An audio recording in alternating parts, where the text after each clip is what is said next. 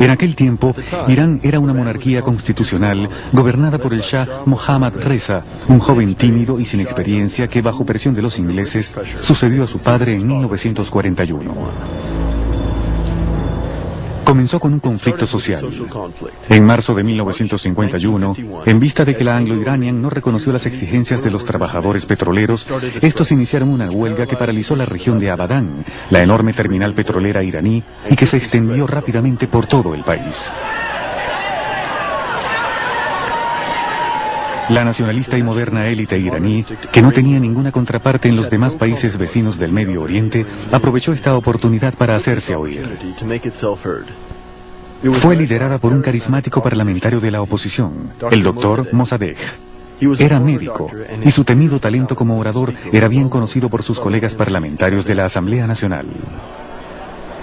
En ese periodo de disturbios, y confrontado por la inflexibilidad de las grandes sobre las exigencias de los trabajadores, el gobierno conservador se vio obligado a renunciar. El 26 de abril de 1951, el Parlamento le pidió al doctor Mossadegh que formara un nuevo gobierno. En la cima de su popularidad, Mossadegh sometió a votación, ante los miembros del Parlamento, una ley que autorizaba la inmediata nacionalización de la Anglo-Iranian. Se llevó a cabo 3 días después, el 29 de abril de 1951. Mossadegh declaró: "El propósito de esta nacionalización es brindar felicidad y prosperidad a nuestro pueblo, así como garantizar la paz en el mundo". La noticia cayó como un rayo en la prensa internacional. Las cancillerías occidentales y las grandes se sentían indignadas. ¿Se había vuelto Mossadegh tan loco como para atacar los intereses de la sacrosanta Anglo-Iranian? La Anglo-Iranian, operando como lo hizo en una región bastante remota de Irán, en el suroeste del país, había establecido realmente una gran presencia en esa región, convirtiendo a Abadán en un pueblo de la compañía con todas las instalaciones respectivas. Pero estaba manejada principalmente por expatriados ingleses. Había una fuerza laboral iraní grande dirigida por un cuadro de gerentes ingleses mucho más pequeño. Y esto creó la impresión de un Estado dentro del Estado, si se quiere, o una presencia imperial extranjera en Irán.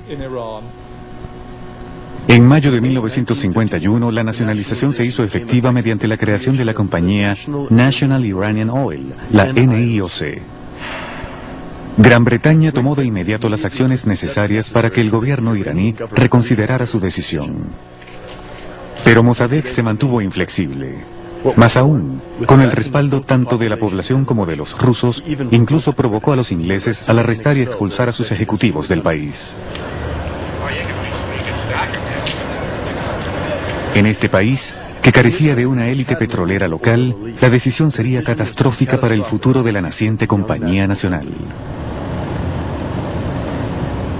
Para tratar de encontrar una solución a la crisis, los ingleses llevaron el asunto a la Corte Internacional de Justicia de La Haya, la cual dictó sentencia legitimando la posición inglesa. Mossadegh, apoyado por Moscú, refutó la sentencia, alegando que el asunto era netamente iraní y que por lo tanto no era competencia de las autoridades internacionales. Estados Unidos se involucró en la batalla, pero no sin tener en cuenta sus propios intereses. Envió a una delegación liderada por Averell Harriman y Walter Levy, el famoso experto en petróleo, que llegó a Irán con la misión oficial de lograr un acuerdo entre Londres y Teherán. Una vez más, Mossadegh se rehusó. Mossadegh en sí no era una persona compleja, y creo que probablemente uno de los problemas serios que tuvo la delegación negociadora fue que él, sin duda alguna, era muy sincero en cuanto a su encarnecido sentimiento antibritánico y antiimperialista.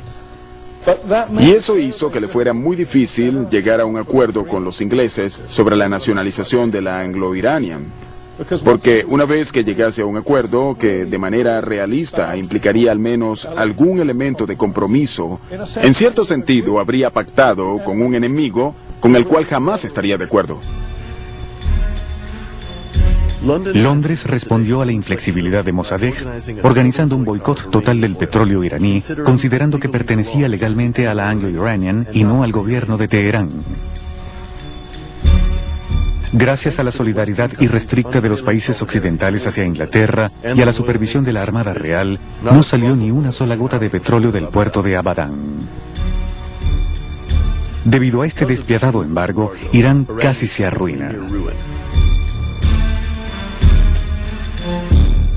Mossadegh, que quería solucionar esta crisis económica sin precedentes, fue a abogar por su causa ante Washington. Sin embargo, se rehusó a seguir el consejo de Estados Unidos de mostrar moderación y, debido a esto, su futuro político sería muy corto.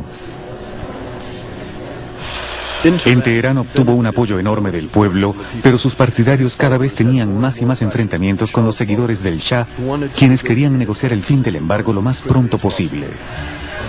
Durante julio y agosto de 1953, las cosas se aceleraron. Mossadegh organizó un referéndum solicitando poderes plenos, el cual ganó fácilmente. Pero el Shah disolvió la Asamblea Nacional, destituyó a Mossadegh y salió precipitadamente del país rumbo a Italia.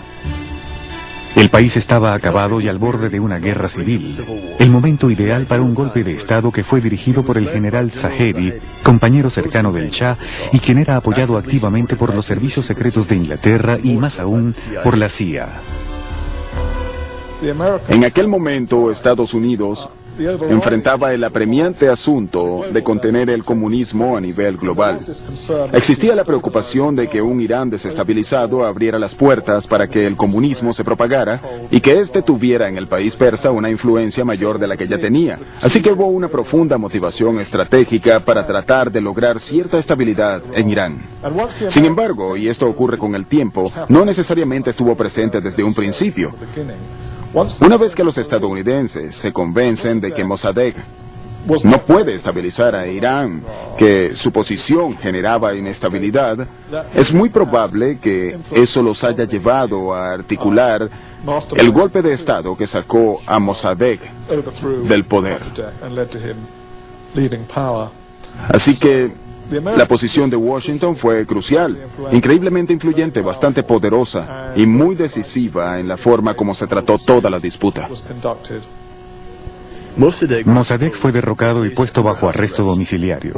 Se restableció el orden con mucha brutalidad y el Shah regresó de su corto exilio bajo la protección de Estados Unidos. Se valieron de su posición dominante para reorganizar el sector petrolero ellos mismos. El propio presidente de Estados Unidos, el prestigioso general Eisenhower, fue recibido en Teherán con gran ceremonia.